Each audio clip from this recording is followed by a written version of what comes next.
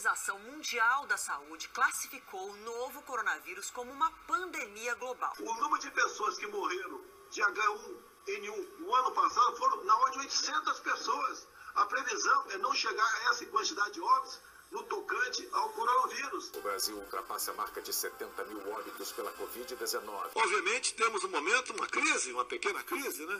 No meu entender, muito mais fantasia a questão do coronavírus. Estamos vivendo os mais tenebrosos dias da nossa história. Eu estou aplicando muito mais em UTIs que salvam vidas do que em testes que tiram a curiosidade de acadêmicos. O Brasil ultrapassou oficialmente a marca de 1 milhão de casos confirmados por coronavírus. Nós precisamos ter racionalidade e não nos mover por impulso nesse momento. Lamento, quer que faça o quê?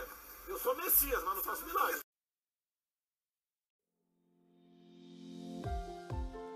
Olá pessoal, esse é o Expost, o podcast que traz para você uma análise dos principais fatos ocorridos no Brasil e no mundo. Eu sou Breno Fernandes. Eu sou a Yasmin Dias e esse é o podcast do PET Economia. Bom, se você não for um estudante de economia ou um fera do latim, deve estar se perguntando, o que é Expost? Então, esse conceito é mais popular por aparecer nas análises do economista inglês John Maynard Keynes, em seu livro A Teoria Geral do Emprego, do Juro e da Moeda. Mas vamos deixar a macroeconomia para um outro episódio. Basicamente, o termo Expost se relaciona a análises feitas com base nos dados do passado. Já o termo ex ante quer dizer exatamente o contrário. É uma análise baseada em expectativas em relação ao futuro. Mas como esse podcast vai trazer para você a análise dos principais fatos já ocorridos no Brasil e no mundo, optamos por Expost. Enfim, depois dessa explicação bem rápida do nome do nosso podcast, iniciaremos o episódio de hoje. O ano de 2020 definitivamente não passará despercebido nos livros de história no futuro. Um inimigo poderoso provocou diversas transformações nas relações sociais e na forma como a sociedade se organiza. Eu estou falando do vírus SARS-CoV-2, o causador da Covid-19. Estamos lidando com uma pandemia infecciosa de proporções globais. Todos os países do mundo enfrentam uma possibilidade real de colapso no sistema de saúde. Além disso, o cenário de incerteza é extremamente prejudicial para a economia e as previsões indicam queda da atividade econômica em todo o mundo. No Brasil, o combo de más notícias é ainda pior, pois precisamos lidar com uma grande instabilidade política que se instaurou no país. Por esses motivos, decidimos estrear o Expost com uma série de 3 episódios para discutir os desdobramentos da pandemia de coronavírus do ponto de vista de uma crise tripla: a crise sanitária, a crise econômica e a crise política.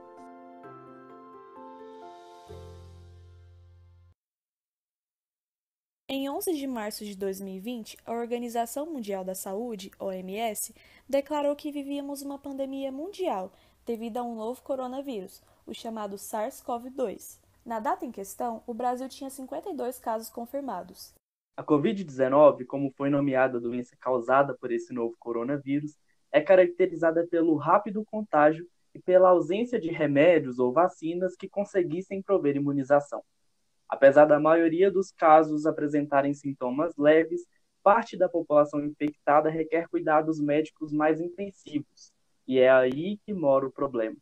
A combinação de alta hospitalização e alta velocidade de propagação gera um potencial de colapso para o sistema de saúde de qualquer país do mundo.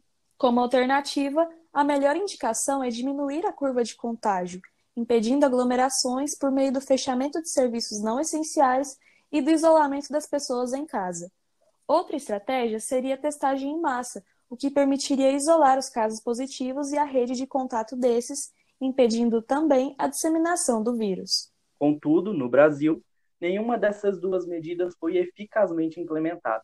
Atualmente, com quase 2 milhões de casos e mais de 70 mil mortes, o Brasil enfrenta uma gravíssima crise de saúde pública. O que pode ser responsável por esse aumento expressivo de casos? Como a pandemia de coronavírus se tornou uma grande crise sanitária sem precedentes na história? Essas são algumas dúvidas que buscamos responder no episódio de hoje. Para nos ajudar nessa discussão, convidamos Stefan Vilge de Oliveira. Ele é professor do Departamento de Saúde Coletiva da Faculdade de Medicina da Universidade Federal de Uberlândia e tem realizado estudos sobre a pandemia de Covid-19. Bem-vindo, professor. Muito obrigado por ter aceitado o nosso convite. Olá, Yasmin. Olá, Breno. Eu agradeço o convite, parabenizo a iniciativa do Programa de Educação Tutorial do curso de Ciências Econômicas e é um grande prazer estar discutindo esse tema com vocês. Então, professor, os primeiros casos de coronavírus foram notificados na China no início do ano, mas desde novembro já havia alguns relatos sobre alguns casos de uma pneumonia desconhecida. E durante todo esse período, desde os primeiros casos na China até a confirmação do primeiro caso do Brasil, os governantes brasileiros trataram a questão com ar de distanciamento, como se não fosse um problema nosso. Mas e você? Quando se deu conta de que a situação era realmente séria e de que nós, no Brasil, poderíamos também ser afetados? Breno, nós tínhamos um problema, que já havia sido sinalizado pela Organização Mundial da Saúde. Uma doença de alta transmissibilidade, cujo modo de transmissão por aerosóis produzia uma certa eficácia na transmissão e com uma capacidade de sustentar essa doença em comunidades e em surtos. Essa propagação geográfica que foi observada inicialmente na China, migrando para alguns países da Europa, Oriente Médio, logo no início, sinalizou com uma luz vermelha para que todos os países começassem a se preparar por isso. Nós tínhamos uma doença com uma clínica e uma gravidade elevada, com complicações graves, causando um grande impacto de internações e mortes, e com a vulnerabilidade que era a falta de imunidade. Por ser uma doença nova, a população nunca havia sido exposta a esse vírus, consequentemente, uma população suscetível à infecção. Consequentemente, por ser uma doença nova, com uma indisponibilidade de medidas preventivas, como vacinas, tratamentos, e com isso a recomendação global partiu da OMS para que os países começassem a preparar alguns planos de contingência.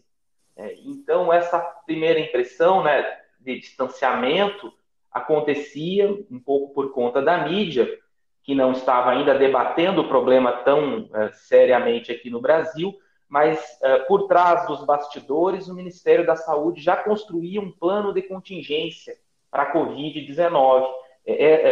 O Ministério da Saúde, por ser um país signatário à OMS, ele precisa seguir essas recomendações.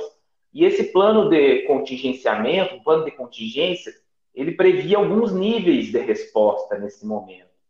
O primeiro nível de resposta seria uma resposta de alerta, que foi o primeiro nível que foi acionado nesse plano de contingência. Existiria um risco de introdução, dado o que se estava vendo nos outros países, por conta da translocação de casos infectados e propagação da doença em outros territórios.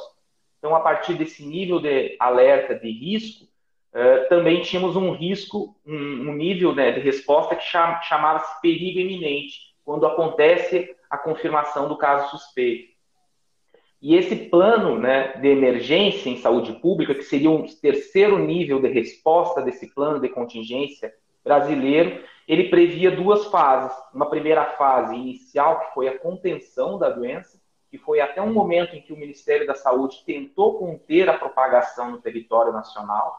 E esse plano de contenção, ele previa a estruturação de uma rede de laboratórios de referência, e uma estrutura para dar suporte a uma possível introdução e estabelecimento da doença, e depois, posteriormente, a transmissão comunitária, ou coletiva declarada no território nacional, uma segunda fase desse plano de emergência de saúde pública, que chama-se uma fase de mitigação, que aí é o momento de apagar todo esse incêndio que se deu por conta do estabelecimento da doença no território nacional.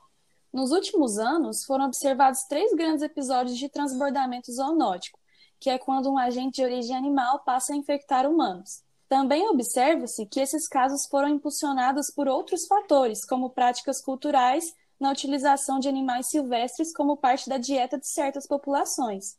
Nesses locais, parece haver frágeis leis sanitárias para fiscalizar a comercialização desses animais. Num estudo recente, você abordou o conceito de saúde única, ou One Health, que seria um enfoque colaborativo entre diferentes áreas da ciência que entende que o estado sanitário dos seres humanos está relacionado com a saúde dos animais e que ambos estão afetados por esse ambiente. De acordo com essa abordagem, existem algumas áreas que influenciam na situação sanitária de um determinado território. Conta pra gente quais são essas áreas e qual é a atual situação do Brasil quanto ao controle de possíveis transbordamentos de vírus animais. Yasmin, de acordo com essa abordagem, One Health, né, ou saúde única, né, como tem se discutido, existem algumas áreas que podem influenciar na situação sanitária de um determinado território. Quando a gente pensa em saúde, né, nós precisamos pensar que as pessoas estão inseridas em um ambiente. Então, o ambiente é uma dessas áreas. Outro ponto importante são as questões sociais que estão envolvidas no processo, né, da vida coletiva em sociedade.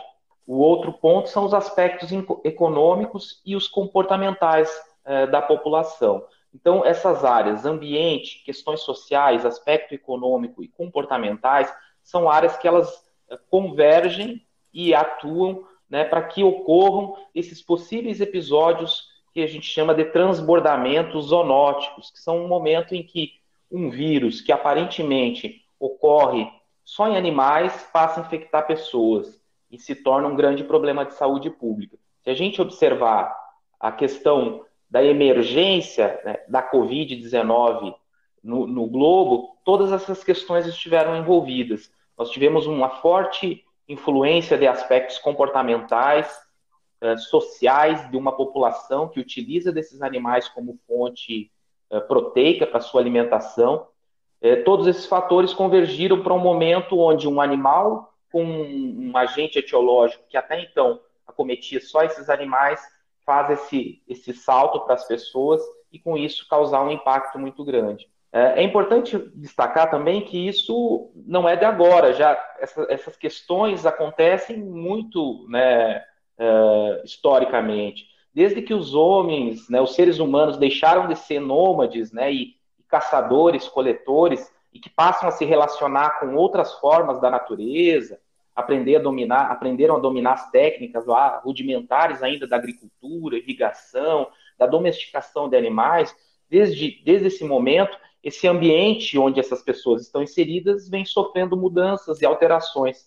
E essas inter-relações entre a sociedade, o meio ambiente e os agentes etiológicos e os vetores são todos os elos para que ocorram esses episódios de transbordamento zoonótico que chamamos. E aí, nesse sentido, surge essa terminologia chamada de saúde única, que ela é conhecida, né, como uma só saúde, uma saúde unificada, e ela é entendida como essa estratégia global que busca entender as colaborações interdisciplinares, que, como vocês viram, são diversas questões que estão imbricadas. Então, não é um problema médico, não é um problema de um veterinário, é um problema global que precisa ser discutido com diferentes atores, e essa interdisciplinaridade das comunicações entre os grupos traz benefícios no cuidado da saúde, nos aspectos mais amplos para os seres humanos, animais e meio ambiente. A outra pergunta que coloca, né, é se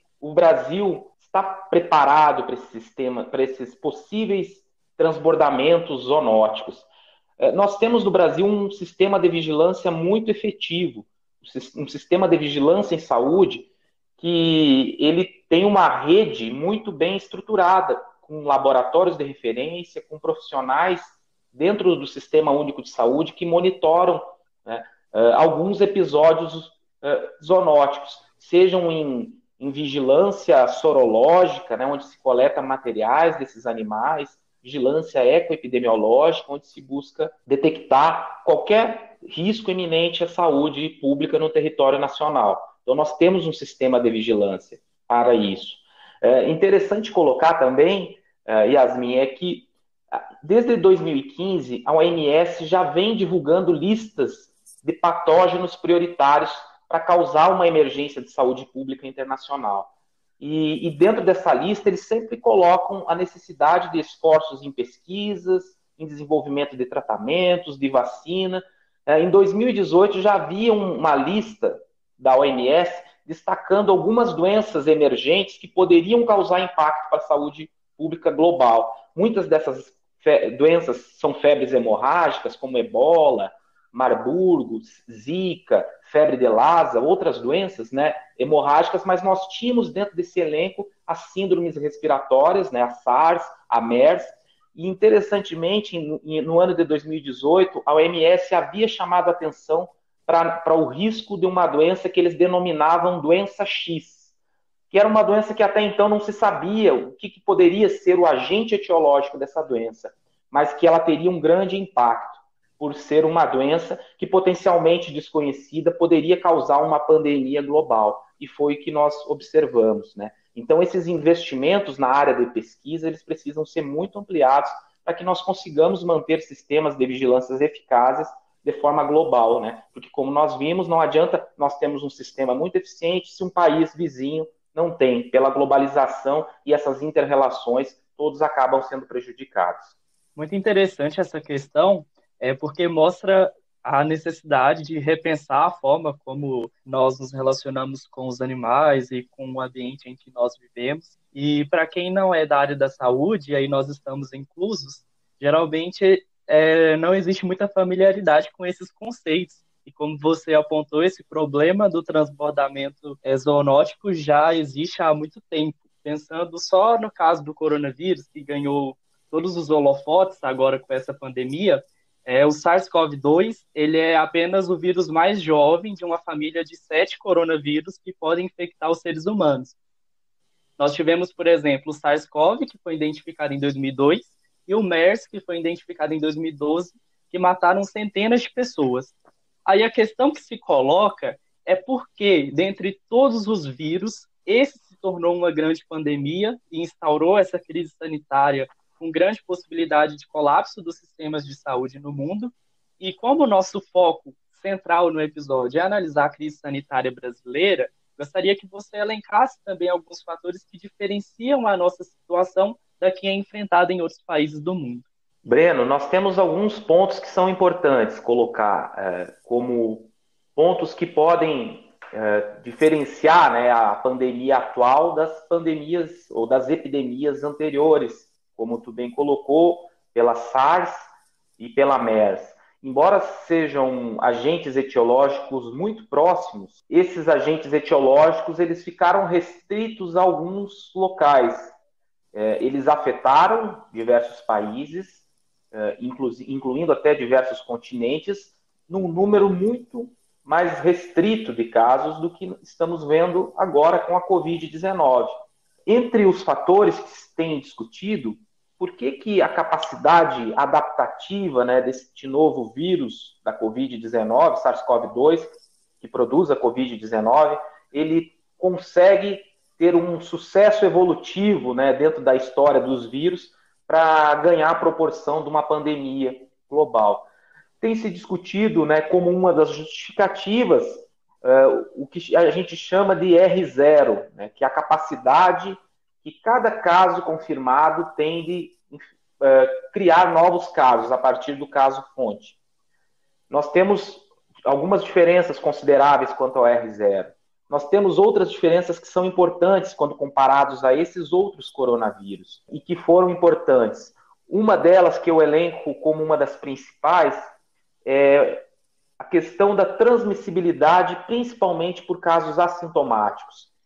Mesmo que a OMS agora, nos dias recentes, tenha discutido, né, o quanto que seria essa transmissão de assintomáticos, nós não teríamos a possibilidade de ter a pandemia na proporção que estamos vendo se nós não tivéssemos um volume considerável de casos que são originados de casos assintomáticos. O que significa isso? Pessoas que eventualmente não têm nenhum sintoma, mas que tiveram contato com pessoas doentes, né, na fase virêmica, e que se infectaram e que conseguem perpetuar a infecção, transmitindo essa infecção para os seus colegas, amigos, familiares, sem manifestar algum sintoma.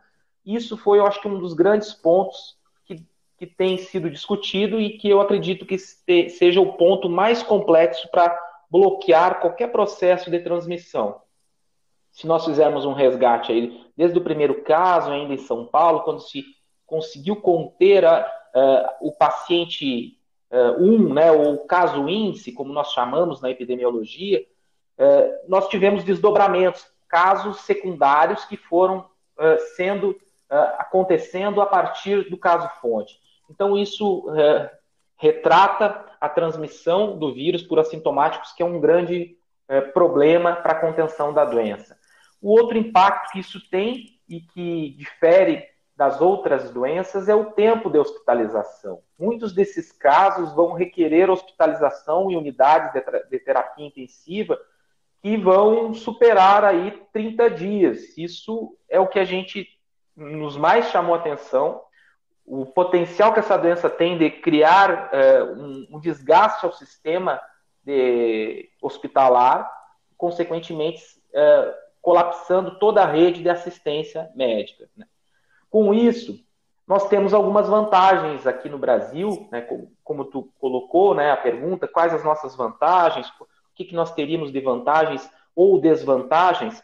Eu coloco como uma grande vantagem que nós temos no Brasil o Sistema Único de Saúde, que, embora ele seja muito criticado pela grande maioria das pessoas, nós temos um sistema único, que é público, que é gratuito, que é universal.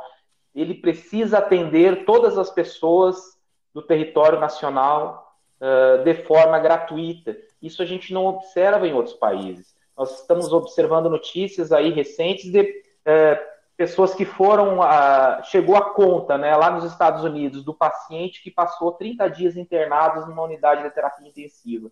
Uma conta que ele não vai ter condições de pagar, porque o valor cobrado por esses serviços em outras regiões, em outros países, é muito alto. Então, nós temos o SUS, que eu vejo isso como uma grande vantagem e que ele vai ser muito destacado nesse enfrentamento. Nós temos algumas desvantagens, Breno, que fazem relação... o que eu acredito que é o pior problema que nós temos é a dimensão territorial. Nós temos uma pandemia acontecendo num Brasil de dimensões territoriais e que dificulta as ações de forma unificada. Então, o que tem se colocado? Que os gestores locais precisam ter protagonismo nessa avaliação local. Nós temos uma dimensão muito grande.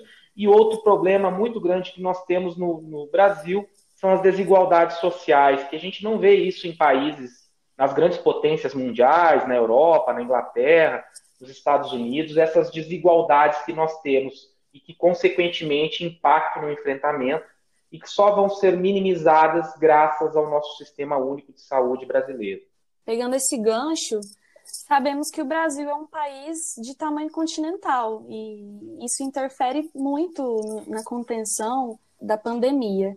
E ele é marcado por desigualdades regionais muito grandes, como o senhor bem pontuou.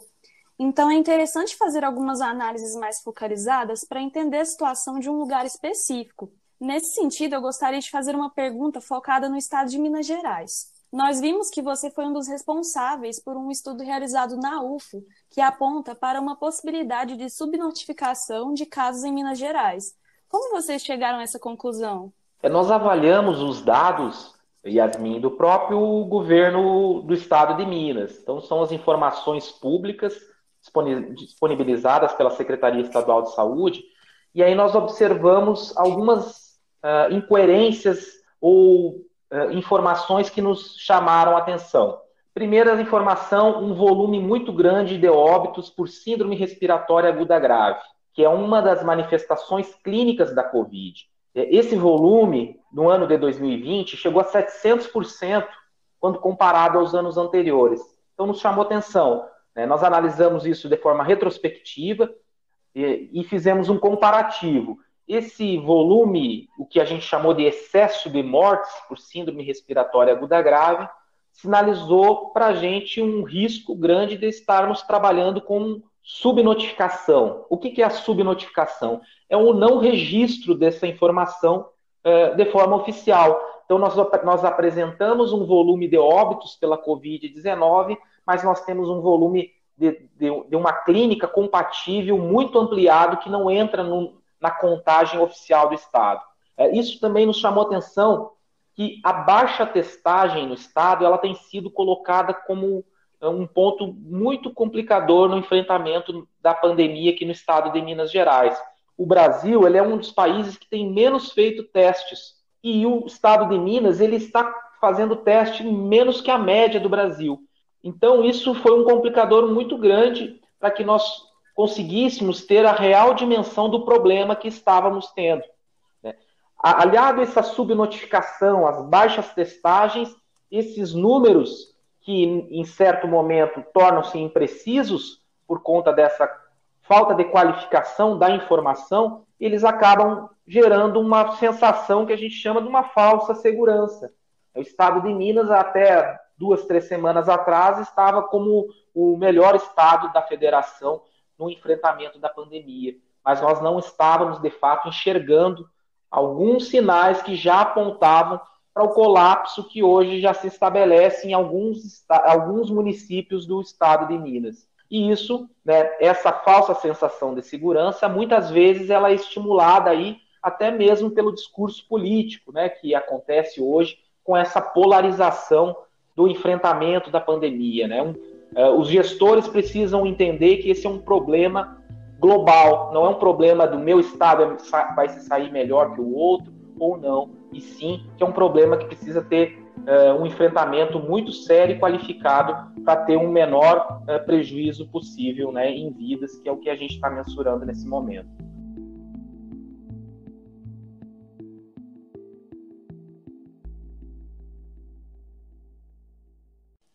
Já que você citou essa questão dos gestores, gostaria de voltar o foco para o Brasil e pensar em fazer uma reflexão acerca de um cenário ideal.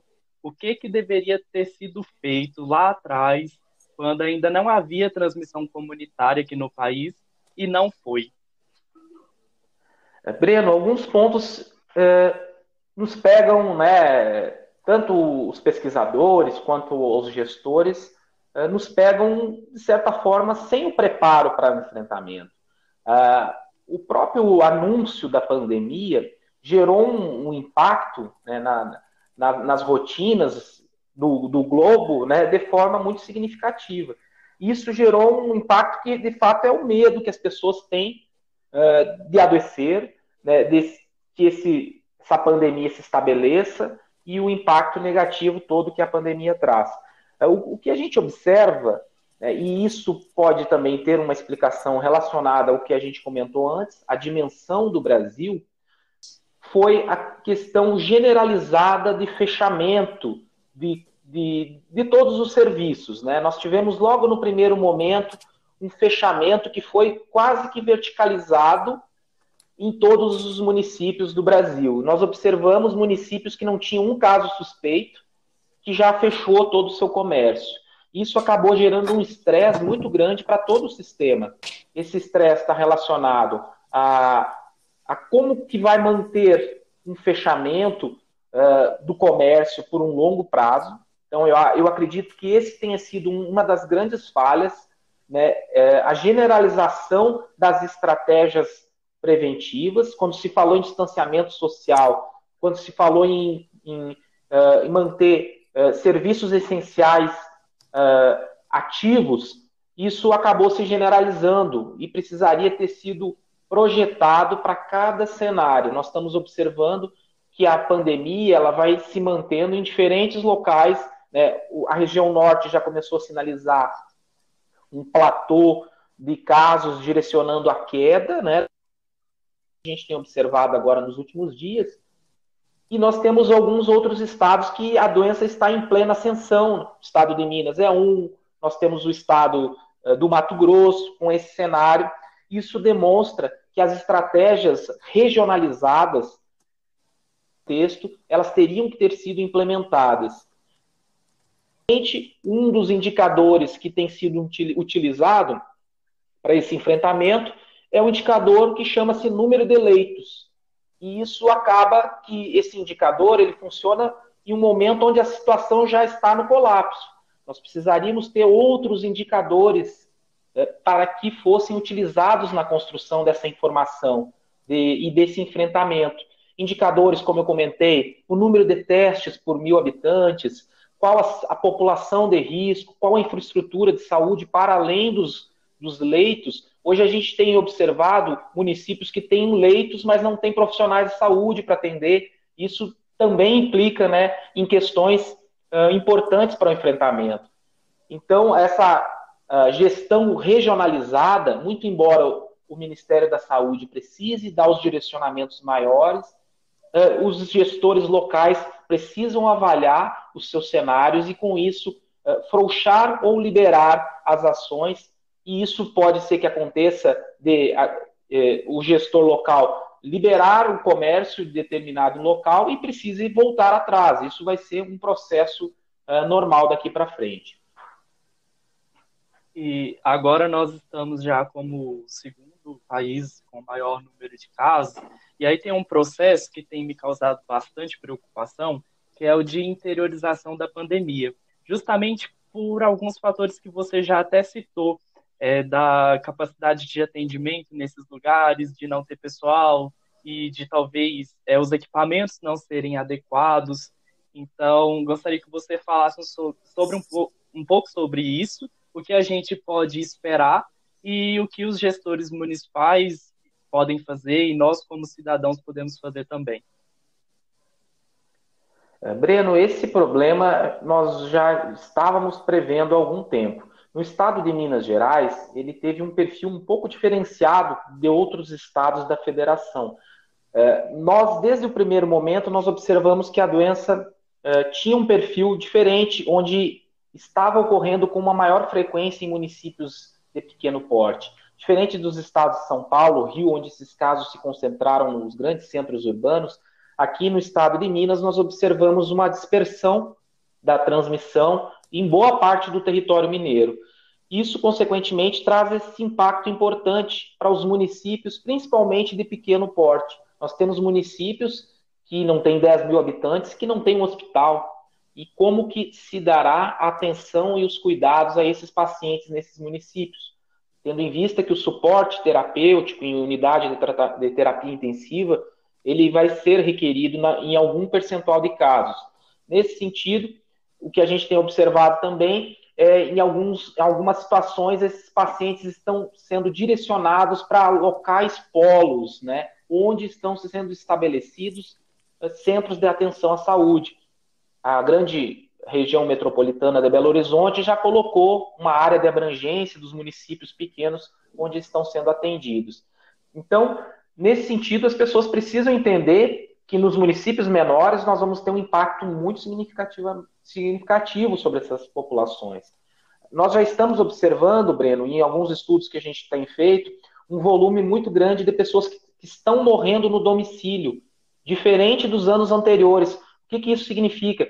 Potencialmente essas pessoas não estão conseguindo acessar o serviço de saúde, seja pela Covid, seja por outras causas secundárias à Covid, que não estão tendo atenção suficiente nesse momento, e nós estamos observando um volume, um excesso de mortes em domicílio por causas que muitas vezes vão ser, inclusive, compatíveis à Covid, reflexo da falta de assistência nesses ambientes. Então, esse é um momento que nós precisamos ainda manter os distanciamentos sociais, seguir as orientações de cada região para evitar a propagação e saturação desses municípios pequenos. Para finalizar, acredito que essa questão provoca um certo anseio em todos nós. Nós sabemos que hoje 3 pesquisas lideram a corrida pela descoberta da vacina contra o coronavírus. Uma é do Reino Unido, outra dos Estados Unidos e outra da China. Gostaríamos de saber qual é o estágio de desenvolvimento e quais são as principais iniciativas de produção da vacina aqui no Brasil. Yasmin, nós temos algumas vantagens aqui no Brasil também em relação à questão das vacinas. Esses 3 estudos que você citou, eles estão com fase já bem avançada, incluindo testes em humanos, e o Brasil está fazendo parte dessas iniciativas, pelo menos em 2 que eu tenho acompanhado, que é um estudo que tem sido coordenado em São Paulo pelo um grande instituto de pesquisa, em colaboração com o laboratório produtor. Então, nós temos a participação dentro desses estudos nos testes com a população. Isso é importante nesse momento em que estamos, porque isso garante que, se efetiva essas vacinas, nós estaremos cobertos dentro desse panorama de distribuição da vacina no Brasil. Muitas dessas vacinas estão sendo desenvolvidas de forma colaborativa com institutos de pesquisa, como eu comentei, e dentro dos acordos entre produtores e colaboradores, um dos pontos importantes é a transferência da tecnologia. E nós temos no Brasil condições de produzir vacinas. Nós temos grandes institutos de pesquisa, a Fiocruz, tem a Biomanguinhos, que produz milhares de vacinas para diversas doenças, e nós temos condições de incorporar mais uma nova vacina dentro das nossas plantas de produção de fármacos e medicamentos e vacinas do Brasil, e com essa colaboração com esses parceiros, nós vamos ter, além da prioridade da transferência da tecnologia, dentro de uma escala de disponibilização desses insumos, essas colaborações são muito importantes, pois garantem com que a população brasileira receba, em primeira mão, se comprovada, a efetividade e se não tem nenhum dano essa vacina, como já tem se mostrado. E é isso que a gente espera, né, que nós tenhamos uma vacina o quanto antes. Muito embora tenha se discutido algumas questões de imunidade, e se a imunidade é duradoura ou não, eu acredito que a vacina será o grande passo para a contenção da doença, visto que os medicamentos que até então estão sendo estudados, nós não temos ainda evidências muito claras da sua efetividade. Você conseguiria falar algum prazo de início da distribuição das vacinas para nós? O que a gente tem acompanhado é que algumas dessas colaborações entre centros de pesquisa internacional e brasileiros já apontam para que no final do ano e no máximo do início do ano que vem, nós já teríamos, se efetiva a aplicação dessas vacinas, já teríamos disponíveis ela na rede, né? Então, a gente espera que isso aconteça. Nós temos, dentro de um processo, né, de produção de medicamentos e vacinas, várias etapas. O que acontece é que, numa situação de emergência global, muitas dessas etapas elas podem ser aceleradas, né?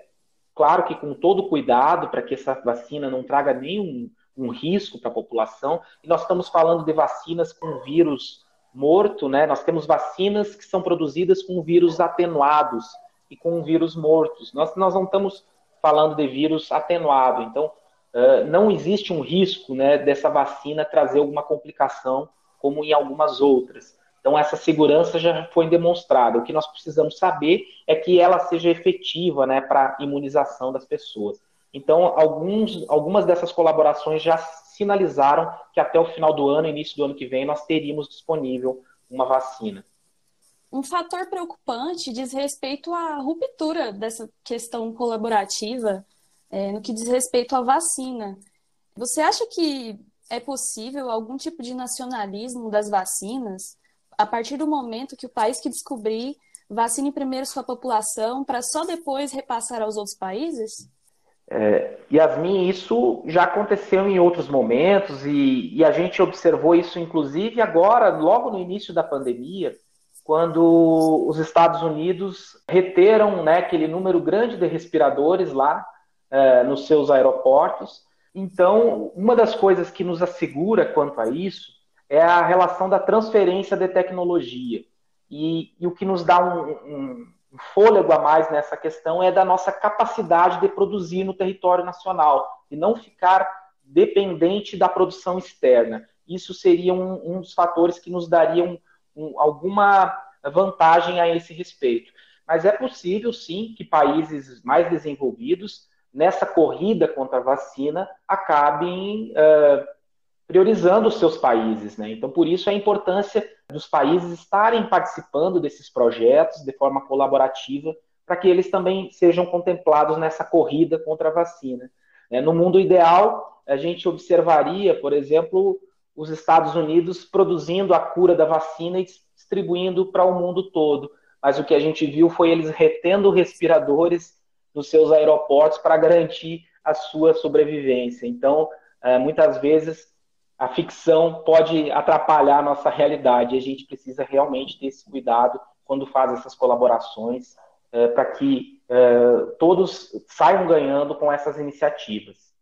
E como você acha que será o novo normal pós-pandemia? Tem muito se falado sobre o novo normal. Em muitas frentes a gente vai ter mudanças nesse novo normal. Eu acredito que nas formas de relações de trabalho, a gente tem, pelo menos o que eu tenho vivenciado particularmente, as novas tecnologias, isso vai mudar muito, né, a forma de se relacionar com as pessoas. Então, eu acredito que a máscara veio para ficar por algum tempo, mesmo que com a vacina, as máscaras elas vão se firmar por algum tempo. Embora a gente tenha visto agora recentemente discursos contraditórios sobre a necessidade ou não do uso de máscaras, a gente vai precisar, a máscara vai ser um novo normal, os distanciamentos sociais eles vão permanecer por algum tempo, e as relações de trabalho e comunicação também serão impactadas grandemente como um resultado desse pós-pandemia. Professor, muito obrigado pelos esclarecimentos. Parabéns pelo trabalho Obrigado. Que você tem desenvolvido. Ficamos muito contentes pela sua participação no nosso primeiro episódio. Obrigado, Breno e Yasmin. Muito obrigado pela oportunidade, pelo convite. Espero não ter extrapolado o tempo, que eu estava controlando mais ou menos o tempo para ver se não extrapolava muito, mas eu tinha bastante coisa para falar. Obrigado pelo convite e qualquer coisa eu estou à disposição.